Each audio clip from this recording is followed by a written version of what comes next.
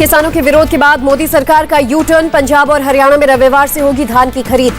धान की खरीद के ऐलान के बाद संयुक्त किसान मोर्चा ने पंजाब और हरियाणा में प्रदर्शन खत्म करने का किया ऐलान। हरियाणा में धान खरीद में देरी पर किसानों का गुस्सा फूटा। सीएम समेत मंत्रियों के घर का किया घेराव।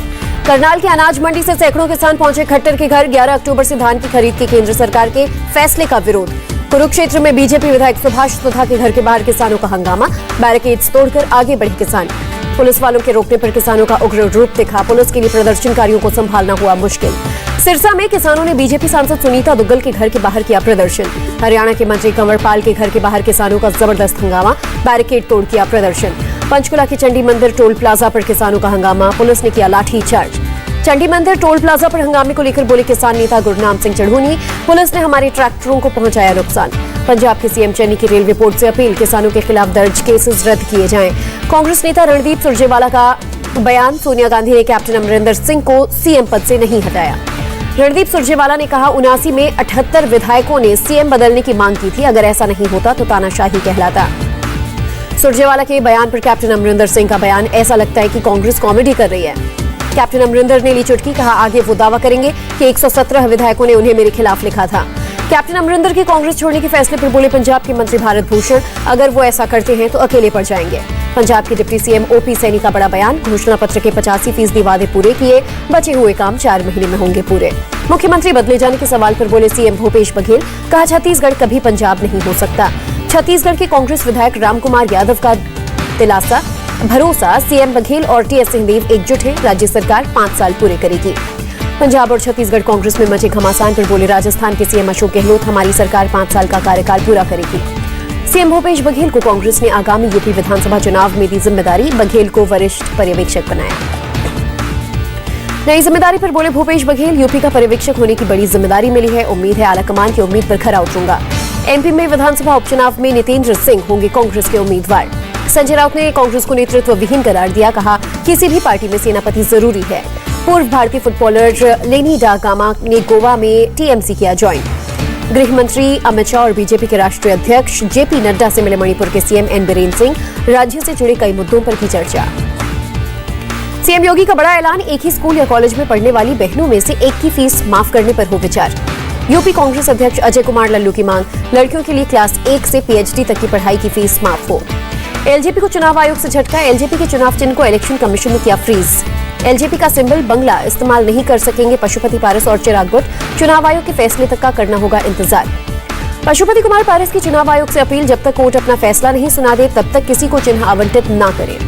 सीएम ममता बनर्जी ने खेला धार्मिक कार्ड। कहा चुनाव आयोग ने हमें दुर्गा पूजा कमेटियों को फंड देने की इजाजत दी। दिल्ली विधानसभा में लगा जलियांवाला बाग का पोर्ट्रेट। सीएम केजरीवाल ने किया अनावरण। सीएम केजरीवाल ने कहा जलियांवाला बाग की तस्वीर आजादी के संघर्ष की याद दिलाती है। महात्मा गांधी की जयंती पर गांधी स्मृति में प्रार्थना सभा आयोजित की गई।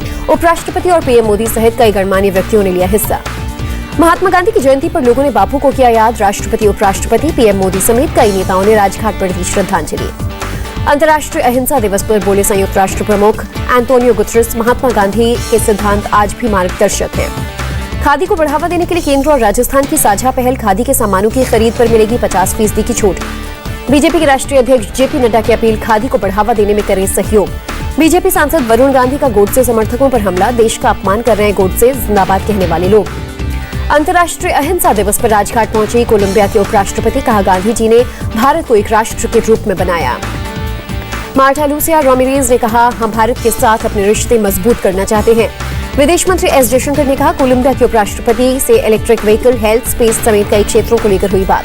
देश मना रहा है आजादी का अमृत महोत्सव। दक्षिण दिल्ली से सांसद रमेश बिधूड़ी ने निकाली साइकिल यात्रा। रविवार को भी रमेश बिधूड़ी निकालेंगे साइकिल यात्रा। पीएम मोदी ने सभी सांसद अपने क्षेत्र में शहीद और स्वतंत्रता सेनानियों के परिवार से मिलने का दिया निर्देश। महिला उत्थान पर राष्ट्रपति रामनाथ कोविंद का बड़ा बयान। हमारा उद्देश्य महिला विकास से महिला नेतृत्व वाले विकास की ओर बढ़ना है। राष्ट्रपति ने कहा बापू ने कहा था गरीबों को सस्ते में मिलनी चाहिए बेहतर कानूनी सहायता। कथन पर अमल करने की जताई उम्मीद। सीजेआई एमवी रमन्ना का बयान। नेशनल लीगल सर्विस अथॉरिटी ने 6 हफ्ते का गोल सेट किया। जरूरतमंदों तक पहुंचकर कानूनी मदद की जाएगी। पीएम मोदी ने जल जीवन मिशन ऐप किया लॉन्च। ग्राम पंचायतों की पानी समिति के सदस्यों से प्रधानमंत्री ने किया संवाद। पीएम ने कहा जिनके घर स्विमिंग पूल उन्होंने पानी के लिए गरीबों का दर्द नहीं देखा। पानी की बर्बादी अलार्मिंग स्थिति में पहुंची। मोदी ने कहा, ऐप के जरिए लोगों का जीवन आसान बनाना लक्ष्य। पानी की क्वालिटी, सप्लाई से जुड़ी हर जानकारी ऐप पर। केंद्रीय मंत्री पीयूष गोयल ने अबुधाबी इन्वेस्टमेंट अथॉरिटी के एमडी से की मुलाकात। कहा, द्विपक्षीय संबंधों और निवेश को बढ़ावा देने का दोनों के पास है मौका। लक्षद्वीप में बोले रक्षा मंत्री राजनाथ सिंह, यहाँ के मुस्लिमों की देशभक्ति पर सवाल करने की हिम्मत किसी में नहीं। वायुसेना के दक्षिणी पश्चिमी कमान के प्रमुख नियुक्त किए गए air marshal Vikram Singh, air marshal DK Patnaik को पूर्वी वायु कमांडर नियुक्त किया गया। भारत श्रीलंका का होगा साझा युद्धाभ्यास। 4 से 15 अक्टूबर तक चलेगा मित्र शक्ति साझा युद्धाभ्यास। खादी से बना दुनिया का सबसे बड़ा राष्ट्रीय ध्वज लेह में फहराया गया। 1400 किलोग्राम का है वजन। झंडे की लंबाई 225 फीट, चौड़ाई 150 फीट। 49 दिनों में बनकर तैयार हुआ झंडा। आर्मी के 150 जवानों ने मिलकर खादी से राष्ट्रीय ध्वज के 2000 फीट की ऊंचाई पर पहुंचाया। 2 घंटे का लगा वक्त। चीन से तनाव के बीच सेना ने लद्दाख के फॉरवर्ड एरिया में तैनात की K9 वज्रतोप। 50 किलोमीटर तक मार करने की क्षमता। आर्मी चीफ ने लद्दाख से चीन को दिया पैगाम। कहा, हमारे सैनिक किसी भी हालत से निपटने के लिए तैयार। जम्मू में बोले आरएसएस प्रमुख मोहन भागवत, अनुच्छेद 370 हटने से व्यवस्था में हुआ परिवर्तन। श्यामा प्रसाद मुखर्जी की इच्छा हुई पूरी। जल शक्ति मंत्रालय का फैसला, चाचा चौधरी को घोषित किया नमामि गंगे कार्यक्रम का शुभारंभ। राष्ट्रीय स्वच्छ गंगा मकसद पर परिवर्तन को लेकर यहां पर कहा गया, डायमंड पब्लिकेशन के साथ करार किया गया। सोमवार को विंटर एक्शन प्लान की घोषणा करेंगे सीएम केजरीवाल। प्रदूषण से निपटने की योजना का होगा ऐलान। 6 साल से कृष्ण की पेंटिंग बना रहे केरल की जासना सलीम। कहा, ऐसा लगता है जैसे उनकी छवि मेरे दिमाग में वर्षों से है अंकित। कांग्रेस नेता अधीर रंजन चौधरी की सीएम ममता बनर्जी से मांग, आशा कार्यकर्ताओं की सैलरी बढ़ाई जाए। बंगलुरु में रेलवे पुलिस ने 3 लोगों को किया गिरफ्तार। 3 करोड़ से ज्यादा के ड्रग्स और शराब की बोतलें बरामद। छत्तीसगढ़ के सरगुजा में बस गड्ढे में गिरी। हादसे में 12 पुलिस वाले घायल। जम्मू कश्मीर के अनंतनाग में आतंकियों ने सीआरपीएफ जवानों की तरफ फेंका ग्रेनेड। किसी के हताहत होने की खबर नहीं। बंगाल के 4 बाढ़ प्रभावित जिलों का सीएम ममता बनर्जी ने किया हवाई सर्वे। कहा, 1 लाख घरों को पहुंचाए नुकसान। ममता बनर्जी का केंद्र पर हमला। बीजेपी नेताओं की सुरक्षा में हजारों सुरक्षाकर्मी लगा देते हैं, लेकिन संकट के समय में बंगाल को मदद नहीं मिलती। बिहार के मुजफ्फरपुर में बारिश बनी मुसीबत। लगातार बारिश के बाद कई इलाकों में जलभराव। जयपुर में मौसम ने ली करवट। कई जगहों पर झमाझम बारिश। गाजियाबाद में कविनगर में पुलिस ने 2 शातिर बदमाशों को किया गिरफ्तार। अवैध हथियार समेत नगद बरामद। कानपुर के फजलगंज में एक ही परिवार के 3 लोगों की मौत। शवों को पोस्टमार्टम के लिए भेजा गया।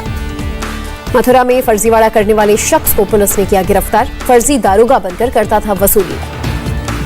शाहजहांपुर में पुलिस और बदमाशों के बीच मुठभेड़। 3 बदमाश गिरफ्तार। हापुड़ पुलिस ने 4 हत्या के आरोपियों को किया गिरफ्तार। बाइक, मोबाइल फोन और हथियार बरामद। यूपी के संभल में पुलिस को मिली कामयाबी। 10,000 के इनामी बदमाश को किया गिरफ्तार। चेकिंग के दौरान बागपत में पुलिस ने विस्फोटक पदार्थ के तस्करों को किया गिरफ्तार। 2 क्विंटल विस्फोटक बरामद।